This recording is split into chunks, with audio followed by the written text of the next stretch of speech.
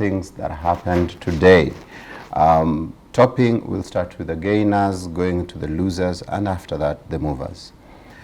Topping the gainers list today was Can General. It is on steroids. Another day of leading the market at 9.72%, closing the day at 59.25. I think by today, the year-to-date figures, they had done 165% in 1 year.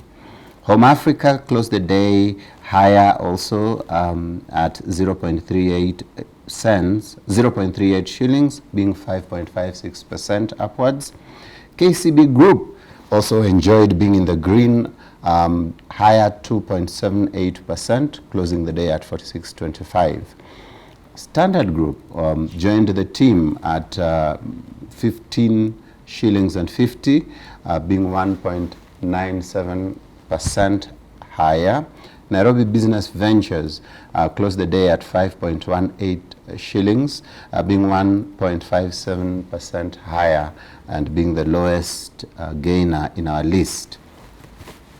We'll move to the losers, and here we have Ever Ready East Africa. It looks like it's correcting. I was wondering where the rally was coming from. They are lower at 10%, closing the day at 0.9 shillings or 90 cents. Kapchorwa closed the day at 92 shillings, being 8.91% lower. East African Portland Cement closed the day at 6 shillings and 70 cents, being 8.22% lower. East African Cables closed the day at 1.13 shillings, being 3.42% lower. Housing Finance Group closed the day at 3 shillings 38 cents, being 3.15% lower. The main movers of the day, Safaricom PLC traded 5.1 million shares. It looks like it's back at the top. It was followed by Equity Group Holdings that traded 2.26 million shares. KCB Group did not disappoint as well. It did 1,980,000 shares. KenGen also made it to the list of the top 4, trading 1,130,000 shares. Stanbic Holdings is a new name here today at 894,000 shares. It's interesting. The figures are much higher today than in the last few weeks. Are we looking at... sorry, before I ask you questions, let me at least introduce you. Today I'm joined by Jesse Arua from Standard Investment Bank. We are actually neighbors here, yes. And he's going to help us to make sense of the global markets. Karibu sana, Jesse. Thank you very much, Mr. Yambo, for having me here. Excellent. Yes, January was slightly a slow month in terms of volumes in the local market. However, I think since February started, we're seeing the markets and the volumes tick higher. I guess January has ended. Indeed. We're now moving. It looks like now we can enjoy better performance of the market. Yes. After the dry January has ended. Yes. What do you make of the overall market performance? Is it something that is within your expectations? Yes, and it is something that we're looking to continue over the next few days and maybe the next couple of weeks. And that should provide great optimism for investors for the rest of the year, given it's an election year. It should curb the worries that participants have on the effect elections have on markets. Yeah. Yes. Any stocks that capture your attention locally? Yes. We are very interested in the banking sector. So Equity and KCB, it's interesting to see KCB as one of the big movers of the day. And those are stocks that we are specifically interested in as a sector going forward. Specific reasons, but why is everyone interested in the banking sector? I think because of the interest rate environment currently in the country, yes. Yeah. All right, let's move international, globally. Yes. Are there any news that capture your attention? Any markets you're keen on? Any movements of indices that you're interested in? Yes, so January was a very difficult month for global markets around the world. We had huge retracements in the US stock markets. I mean, the S&P closed over 5% lower, which is the biggest drop since March 2020 at the peak of the pandemic when shutdowns were just starting. And we saw the Nasdaq also drop almost 10% in 1 month, which again, the biggest drop since March 2020. However, since the month ended, we're seeing optimism return back into the market despite the fears of inflation and rising interest rates. What we are seeing is the reporting of earnings by the big tech companies has brought people back into the market to buy the big tech companies because they outperformed expectations in terms of earnings. Therefore, the fears that existed in January seem to have waned. Yeah. Yeah. Which big tech companies are you talking about that are driving the markets upwards? So we saw Microsoft report earnings last week, and they beat expectations and had a very good week. We saw Alphabet, that is Google, report earnings yesterday after market close. And since they reported earnings of pre-market right now, they are currently up over 10%, which shows the optimism that investors have in their performance and in their performance going forward. Absent of the tech stocks, Yes. Alphabet and Microsoft, Yes. Are there other pockets of hope globally? Yes, there are. We are very interested and are keen on energy, the energy sector, because of the rising oil prices. We think because of this, the earnings should also be better than expected compared to last year. They should have a growth in earnings. And this will provide very good returns for investors. Also, the dividend nature of those stocks, they pay high dividends, which is good for investors. Yeah. Yes. What stocks are you looking at in the energy sector? So the classic big ones, ExxonMobil, Royal Dutch Shell, Chevron, those are companies that if oil is doing well, given they're the big players in the sector, they also tend to do well. So this is mostly the American and the British European, markets? yes, yes. All right. Interesting. Since the year 2000, we've seen a significant interest on emerging markets across board. Yes. People are talking about going to the emerging markets when they are talking about global investments. Yeah. Perhaps you could just start with explaining what emerging markets are so that then we get an understanding of what this is. Okay. So surprisingly, there actually isn't a blanket definition of what an emerging market per se is. So what we have is different institutions, that is the IMF, World Bank, MSCI, S&P Global, all have their own criteria that they decide on of what qualifies as an emerging market. Now, that criteria that cut across the board in every organization, and these include a high growing population, not just a small population that's growing, but a significant population that is also growing. Which is there a mechanism to define what a significant population is? Yes, because I mean Qatar was characterized as an emerging market, but was removed because they have such a small population. I mean a population of 2.8 million, which is smaller than the population of Nairobi. Yeah. Yeah. All right. So you're saying that they have different criteria. Yes. An equal distribution of income is very important to being characterized as an emerging market. So a high enough income per capita. We also need to have capital markets that are vibrant, that are accessible, and that the policy is encouraging to inflows from foreigners. Finally, what we need to have for a country to be characterized as an emerging market is a less dependency of the economy on primary sectors, that is farming and mining. An economy needs to be more dependent on secondary sectors such as added value, financial services, and whatnot. Yeah. With developed economies, what we see is a lot of tertiary, a dependence on tertiary economies. while with emerging markets, there's a lot of secondary dependence, construction, real estate, and what. Yes. From what I'm hearing, Yeah. come on, Kenya should be an emerging market.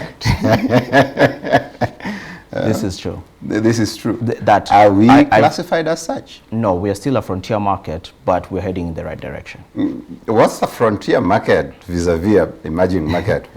So a frontier market has a higher dependence on primary sectors of the economy vis-a-vis an emerging market. Yes, whereby an emerging market is more geared towards the secondary sectors of the economy. But every year when the Minister for Planning or the CS Planning gives us the economic outlook reports, he says that our growth is coming from services, telecommunications, etc., not necessarily the primary sources like agriculture.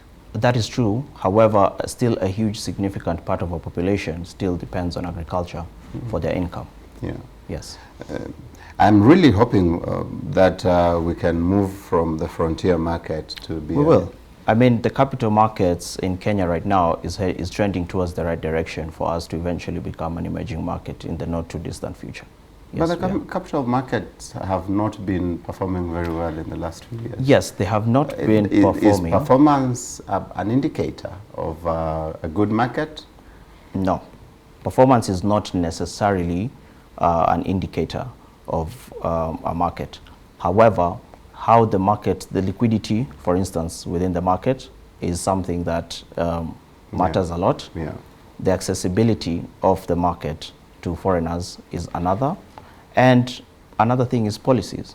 And what we see right now is our regulator being very, very proactive to help the capital markets grow to the level that will help us become an emerging market. Yeah, you've talked of liquidity. There's this thing of, is it same day turnaround? Yes, yes. Now day trading is one of the very good ventures that the regulator has done recently to boost the capital markets in Kenya. Yeah, I'm merely a farmer in suits. I think the one I'm really looking forward to is when they introduce the futures market. Yes. So that then we can now take it to the next level. Yes. Now, just to give us an overview of some of the emerging markets and perhaps why they are being termed, you've at least explained why a country would be called an emerging market, but just highlight some of the things they have that make them be recognized as emerging markets. Like I said, a high enough income per capita, and not just... I want the countries. Or the which countries do you countries think constitute currently as emerging market? Yes. Well, we have the BRICS, which are Brazil, Russia, India, China, South Africa. Yeah. We have Mexico, we have Turkey, we have Saudi Arabia, we have Chile, Colombia. So there are quite a number of countries. Okay. Yes. Which countries are you investing in as an institution? So, if I may ask. So at Mansa X, we have exposure to a wider array of asset classes. Okay. And we do have exposure to emerging markets because we believe there's opportunity there. I mean, just looking at India, for instance, they have almost tracked the S&P 500 in performance almost leg for leg over the last few years. And we can see this not just in India, but in some of the emerging markets.